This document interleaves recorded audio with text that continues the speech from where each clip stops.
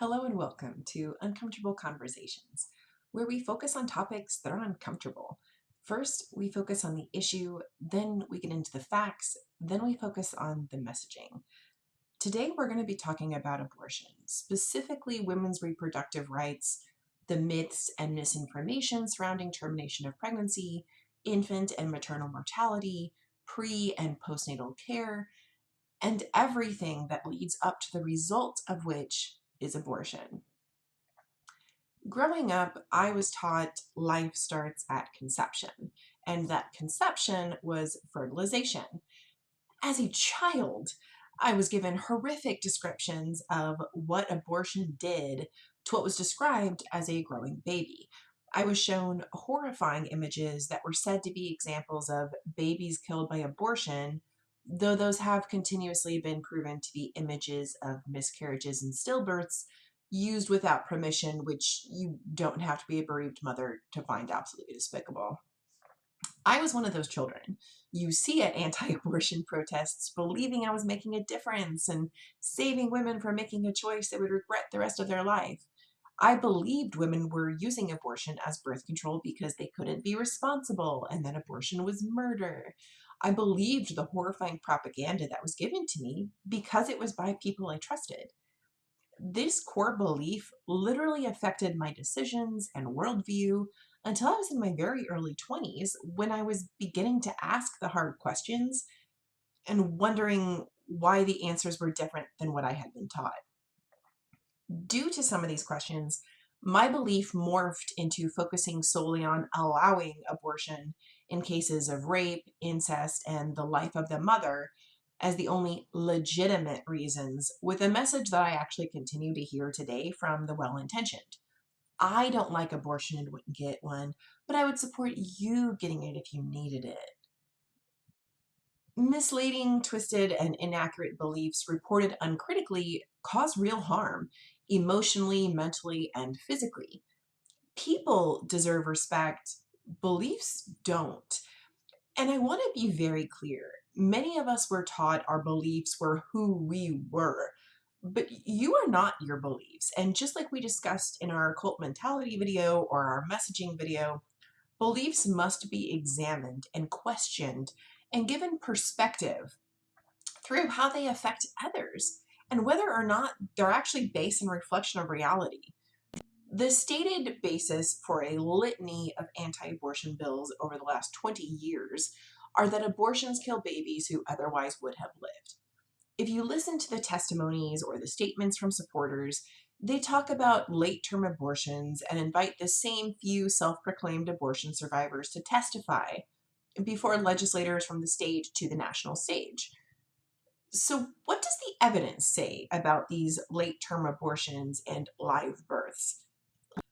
A CDC report on death certificates for infants from 2003 to 2014 showed 143 deaths involving induced terminations of pregnancies during that 12-year period, 97 of which involved a maternal complication or one or more congenital anomalies. If we look at that from the lens of assuming each of those were abortion survivors that ended up dying, that number is 46 over a period of 11 years. If we look at it from a medical perspective, the CDC reports a strong association between severe congenital anomalies or maternal complications and premature labor and birth. In other words, these survivors were already dying, which is why the terminations, whether premature or induced labor, were occurring. Knowing that background, let's look at another number, 18,309. The National Abortion Federation has been compiling statistics on incidents of violence and disruption against abortion providers for more than 40 years. Since 1977, there have been 11 murders, 26 attempted murders, 42 bombings, 189 arsons, and thousands of incidents of criminal activities directed at abortion providers. Now, obviously, that's a longer timeline than our 12-year period mentioned earlier. So let's hone in. In 2019 alone, there were 19 clinic invasions, 92 death threats and threats of harm, 1,500 incidents of trespassing, 3,100 incidents of hate mail and harassing calls, 3,300 incidents of obstruction of healthcare facilities, and over 123,000 incidents of picketing. The average per year of terminations that resulted in the false assumption of a live birth over that 12-year period was 13. The total acts of violence against abortion clinics in 2019 alone was 8,128. That number does not include the trauma caused by those hundreds of thousands of picketing incidents of Planned Parenthoods where women are called murderers as they go in for a pap smear. They're chanted at, prayed over, yelled at, called sinners and murderers, and sometimes straight up attacked. So how has it come to this? Why are so many of our neighbors, family members, legislators, etc., so misinformed when it comes to reproductive health? We're going to break this down into 3 sections: conception, what is medical termination of pregnancy, and status of women in the United States, specifically here in Texas. First, conception. The first week of pregnancy is actually the week of the menstrual cycle. The second week of pregnancy is when the egg is actually released when a woman ovulates. If sex happens during ovulation, there's a chance that an egg could be fertilized. If it is fertilized, it becomes a zygote. The third week is when there is a chance for implementation, which means the fertilized egg attaches to the lining of the uterus. Current estimates are that only about 40% of fertilized eggs implant into the uterine lining, where it becomes a blastocyst and starts to grow. So if conception is when the egg is fertilized, is that before implementation, where 60% of fertilized eggs don't attach to the uterine wall? Around the 4th week, the cells start to divide, and this is when the blastocyst becomes an embryo and now has a yolk sac. Around the 5th week, the embryo is creating the cells that will eventually divide and grow and become the spinal cord and nervous system. This is the point where the term fetal pole is used. Approaching week 6, unless a woman is actively trying to get pregnant and testing, there really isn't a reason for someone to suspect that they might be pregnant. At this point, if the embryo has developed correctly and is continuing to grow, this is when a small electrical signal that can be detected by a tool so highly sensitive that it needs to be inserted into the vagina to register the sonar echo. If the embryo continues to develop, these are the cells that will divide and grow to become the heart. The heart will be the first organ that develops, but it's not there yet. It's called a heartbeat because we know what that pulse sounds like and what those cells will turn into if everything goes right and they get the chance to. Many of us who were actively trying to get pregnant go in to hear this heartbeat only to be told our embryo didn't develop past week 4 or 5 and won't be developing further. In fact, 80% of miscarriages happen in the first trimester, and the first 6 weeks are the highest risk. At this point, it's been about 2 weeks since the woman was technically slated to begin her most recent period if her cycles occur regularly at 28-day intervals. For those of us who were or are actively trying to get pregnant, there are apps and groups and tracking systems. We know our ovulation cycles, we know our average intervals between periods, we know the way our body responds when there is a change because we're documented and calculating everything. For those not actively trying to become pregnant, there's no reason to suspect anything may be different at all, especially if their cycle isn't regular. When miscarriages happen in these weeks, it just seems like a late period. At any point up to here and potentially later, there may even be more than one zygote, and one of those either may not form or may be absorbed by the other. If fertilization is conception, most life doesn't even begin. Around 8 weeks, if all goes well, the embryo develops enough to be considered a fetus. At week 13, the fetus is developing a brain. A complex brain allows us to process pain, to think, to feel. Now this conversation melds into a talk about life, specifically sentient and sapient life and when that starts. Dr. Michael Gazzaniga, the director of the Sage Center for the Study of Mind at the University in California, Santa Barbara, which specializes in cognitive neuroscience, says at this stage, the fetus is not a sentient, self-aware organism at this point. It is more like a sea slug, a writhing, reflex-bound hunk of sensory motor processes that does not respond to anything in a directed, purposeful way. Laying down the infrastructure for a mature brain and possessing a mature brain are two very different states of being. Sentience starts to develop in about the 6th month of pregnancy, which was the boundary of Roe v. Wade, with the exception being the life of the mother at stake. Between 23 and 30 weeks, thalamocortical fibers begin appearing, and some tests have shown the capacity for functional pain perception exists around 29 or 30 weeks. This is when actual electrical activity in the cerebral cortex can be seen, which suggests that it's beginning to actually function like a brain. When there is cause for fetal surgery in order to save a pregnancy, this is when doctors prescribe anesthesia for the forming baby. Unfortunately, just like in the case of my daughter, there are situations where there are brain defects, as in the brain either isn't developing or isn't developing the way that it should. There are cases where internal organs aren't developing correctly, so even though the life or physical health of the mother isn't in danger, the child that her body is desperately trying to create isn't going to live. When something is found to be catastrophically wrong and the pregnancy must be terminated at this stage, this is the point where anesthesia is provided to prevent even the potential of the fetus feeling pain. This segues us into what is medical termination of pregnancy? A study by the New England Journal of Medicine reported that nearly half of pregnancies in the United States were unplanned. Of that unplanned 45%, about 40% of those are terminated before they develop into a fetus. 92% of abortions in the United States were performed at or under 13 weeks gestation. 7% were performed at 14 to 20 weeks gestation, and 1% were performed at or over 21 weeks gestation. There are medical and surgical abortions. In early stages, an abortion is the same procedure for the treatment of a miscarriage when the body hasn't realized the embryo has stopped developing and begun the process of removal. The process is literally 2 pills. The first stops your body from producing the chemical it needs to try to divide cells for the embryo, and the second is to let your body know it needs to start a period by beginning the breakdown of the uterine wall. A surgical abortion is similar to a D&C, as both are procedures to remove tissue from inside your uterus. To those unfamiliar, a D&C prevents infection or extreme heavy bleeding when your body doesn't clear out tissue that remains in the uterus after a miscarriage.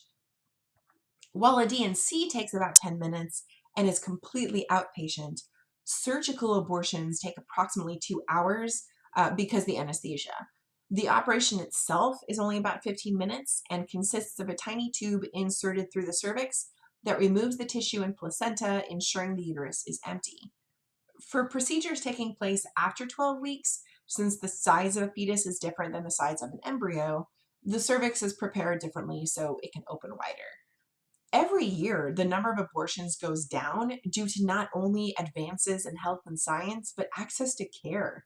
The Guttmacher Institute, a 501c3 research and policy organization committed to advancing sexual and reproductive health and rights worldwide, released a finding that stated the abortion rate is 37 per 1,000 women in countries that prohibit abortion altogether or only allow it to save a woman's life, and 34 per 1,000 in countries that allow abortion without restriction as to reason. Meaning that countries with no abortion restrictions have significantly less abortions than those that prohibit it altogether. Testimony at legislative sessions of anti-abortion bills like the 2002 Born Alive Infants Protection Act that single out abortion and those providing it, from Nebraska to Texas to Washington, D.C., tend to include those self-proclaimed abortion survivors I mentioned earlier, alongside representatives from Physicians for Reproductive Health, who all report they have never heard of a case of a child born after a failed attempt at an abortion, and that it is a false narrative around abortion later in pregnancy. In fact, in 2017, testifying regarding the Born Alive Abortion Survivors Protection Act in Congress, the head of the American College of Obstetricians and Gynecologists, or ACOG, called it a gross legislative interference into the practice of medicine, putting politicians between women and their trusted doctors. They released a statement refuting the claim that women didn't need to have an abortion past a certain number of weeks, explaining that women may experience conditions such as premature rupture of membranes and infection, preeclampsia, placental abruption, and placental accreta late in pregnancy that may endanger their lives. Specifically, they said women in these circumstances may risk extensive blood loss, stroke, and septic shock that could lead to maternal death. Politicians must never require a doctor to wait for a medical condition to worsen and become life threatening before being able to provide evidence based care to their patients, including an abortion. And that's the sad reality. The topic of abortion is interlinked with comprehensive sex education, access and affordability to healthcare and childcare, a living wage, access to birth control, safe access to education, affordable housing, and the criminal justice system. For us to even be talking about abortion, everything else has already failed these women. To be clear, even if every single one of these things was put in place, the variables associated with attempting to create human life, from the DNA and viability of sperm, the DNA and viability of the egg, the shape and health of the ovaries, fallopian tubes, uterus, cervix, the chromosomal development of the new cell leading to fatal abnormalities, the location and movement of the umbilical cord, and about a dozen others, just off the top of my head, means we cannot get rid of all pregnancy loss, including termination, whether medical or elected, at least not with our current level of medical understanding. Lastly, let's talk about the status of women in the United States, specifically Texas. Even from the beginning of the process of stopping a woman getting pregnant, there's a lot of misunderstanding about how many medical reasons women use birth control for. It may be taken for actual birth control, hormone treatment, acne, irregular or painful periods, ovarian cyst prevention, reduced cancer risk, menstrual migraine relief, and the list goes on. Yet there are companies and legislators that go out of their way to remove the ability for women to have access to this medication. Taking it one step further, the morning after pill stops an egg from getting fertilized. Yet Republican lawmakers from city leadership to the highest level of Congress equate this responsible decision to not get pregnant in the first place to a termination of pregnancy, even if that pill is being offered to stop a woman who was raped from having her egg fertilized by her abuser or preconception. Interestingly, the earliest forms of birth control, as well as abortion, were found in ancient Egypt and Mesopotamia as far back as 1850 BCE. Papyrus scrolls were found to contain directions on how to make birth control using honey, acacia leaves, and also lint as a form of cervical cap to prevent sperm from entering the womb. Aristotle in 350 BCE wrote in The History of Animals 7, Part 3, to avoid conception, women must prevent the womb from coming in contact with the male sperm by rubbing it with cedar oil, lead ointment, or incense mixed with olive oil. These days, if a woman knows she doesn't want to have children at all and requests a hysterectomy, she's required to go through counseling, referrals, and questioning because she may not be sure she doesn't want to have kids. And if she changes her mind because she isn't sure what she wants, it's irreversible. Even then, if elective, she could potentially be turned down for the procedure. The Family Medical Leave Act, which allows for unpaid parental leave, is only applicable to employers with over 50 employees. For paid parental leave, there's short-term disability. In 2021, during the COVID-19 pandemic, disability and income replacement insurance companies in Texas decided they would no longer offer paid parental leave on an individual basis. Texas does not require employers to offer short-term disability. In other words, unless a woman happens to work for a company that offers group short-term disability, even though delivery of a child is similar to major surgery when it comes to the cost, recovery, healthcare, post-op checkups, and healing time, her loss of income due to not being able to or not willing to work during that healing and bonding time is no longer replaced. When my son was born, I had a C-section. I was mostly in bed for 3 weeks after surgery. I used my parental leave to heal and bond. My stillborn daughter should have turned 2 years old in March of 2021. She died when I was 5 months pregnant with her. After she was born, I took my parental leave to allow myself to grieve. What most people don't know until they go through it or go through birthing classes is that whether your pregnancy was a miscarriage, a stillbirth, or a living child, you bleed heavily for weeks. This is yet another reason why paid parental leave, regardless of the result of the pregnancy, is crucial. In May 2021, Texas Governor Greg Abbott signed into law one of the United States' strictest abortion measures, banning procedures as early as 6 weeks into a pregnancy, with the law going into effect 6 months later. His Facebook live stream at the time it passed said the legislator worked together on a bipartisan basis to pass a bill that ensures that the life of every unborn child who has a heartbeat will be saved from the ravages of abortion. The bill bans abortions after a fetal heartbeat has been detected. It gives no exceptions to cases where the woman was impregnated as a result of rape or incest. News reported that instead of having the government enforce the law, the bill instead turns the reins over to private citizens who are newly empowered to sue abortion providers or anyone who helps someone get an abortion after a fetal heartbeat has been detected. Most alarmingly, the person would not have to be connected to someone who had an abortion or to a provider to sue. In July, sexual assault survivors in North Texas hosted a rally bringing attention to the fact that rape and incest were not considered exclusions to this bill. There was a counter protest on the other side of the courthouse from where it was held. And I want to call attention to that just for a moment.